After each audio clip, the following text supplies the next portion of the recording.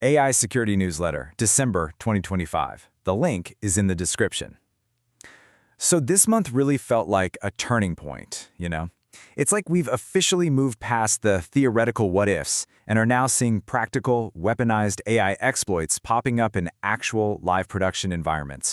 All right, first up, let's dive into our insights. We're going to break down the most critical attacks and vulnerabilities that popped up this month. And we're starting right where it hurts, the developer workflow.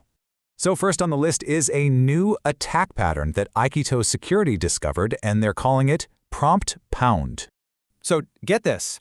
This new CI/CD attack pattern basically takes untrusted text from things like pull requests or issues and shoves it right into AI agent prompts. The result? Well, you get privileged tool execution and secrets leaking straight out of the pipeline. And here's why this is so huge. It turns your everyday developer workflow into a direct attack vector. And we're not talking theory here. This is already hitting Fortune 500 companies.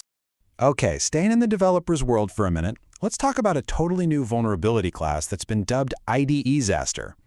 Okay, so this one's a nasty attack chain. It shows how a prompt-injected AI coding agent can totally abuse the shared features in IDEs. Think VS Code, JetBrains, to steal data and even get remote code execution. And the implications are frankly pretty severe. It turns the very tools that developers live and breathe in every day into weapons.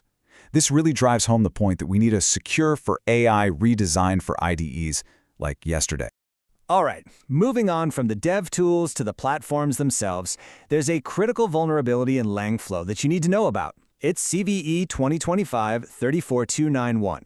You know, this is kind of a classic web vuln, but with a modern AI twist.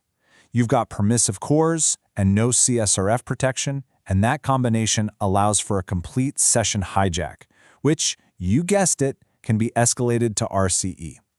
The real danger here is the blast radius. A successful exploit lays bare all the stored tokens and API keys in Langflow. That means one breach can compromise every single service connected to it. Ouch. Okay, now let's talk about something a little more sneaky. A more subtle attack against autonomous agents. This one comes from Jun Kokatsu, and it's called task injection. So instead of messing with the prompt directly, what this technique does is embed these really plausible-looking subtasks into the agent's environment. It basically tricks the agent into doing something malicious, all while it thinks it's just doing its job. This is a huge deal because it sidesteps all our standard prompt injection defenses. It's not attacking the input, it's attacking the agent's core decision-making. And the takeaway here is pretty clear. We need deterministic runtime policies to put guardrails around any sensitive actions. All right, let's pivot to the ML supply chain, because David Cohen found something pretty alarming. 3 critical 0 days in a tool that is very widely used. So it turns out attackers can completely bypass pickle scan, that scanner everyone uses for PyTorch models, and run arbitrary code. This is, well, it's a major crack in the foundation of ML supply chain security. It just totally undermines a key security control. It basically forces the entire ecosystem to speed up the move to safer formats like safe tensors and really start thinking about defense in depth. And for our last insight, we're taking a look at a report from ReSecurity about a new service that's popped up on the darknet. It's called DigEye. So this thing is an uncensored AI assistant hosted on Tor, and it's built for one reason: to scale cybercrime. We're talking everything from generating fraud content to scripting malware. So what does this really mean? It means we're seeing the first wave of commercialized dark LLMs, models that are designed from the ground up to bypass safety filters. This is probably a scary preview of the kind of high-volume automated abuse we should be bracing for in 2026. So, with all that going on, how is the community fighting back? Let's take a quick run-through of some new tools and resources that are being built to tackle these kinds of threats. Okay, we're seeing a bunch of new stuff for both offense and defense. For automated red teaming, there's Artemis. If you're into reverse engineering, Ghidra GPT brings LLMs right into Ghidra. On the defensive side of the house, there's Cupcake, which uses OPA policies to lock down agent actions.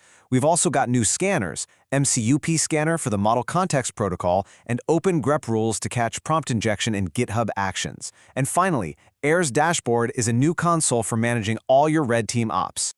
All right, let's zoom out a bit and look at some of the big reports that dropped this month, the ones that are really shaping the strategic conversation. First up, we have the new OWASP Top 10 for Agentic Applications for 2026, which pinpoints the biggest risks for autonomous AI. Then there's the CSA's State of AI Security Report. And the interesting thing here is that even with all these new fancy threats, data exposure is still the #1 concern for most organizations. And finally, a really important one, NIST put out a draft of its Cyber AI Profile. This is a framework that's probably going to define how we all manage these risks going forward. Now over to the research side of things, where a few new papers are really pushing the envelope on both AI offense and defense. Okay, you have to hear this.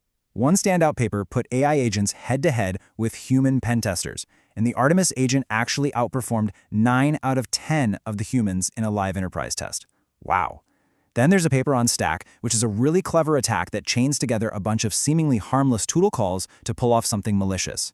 We also saw research on RSA, which is basically a method for social engineering LLMs into generating exploit code.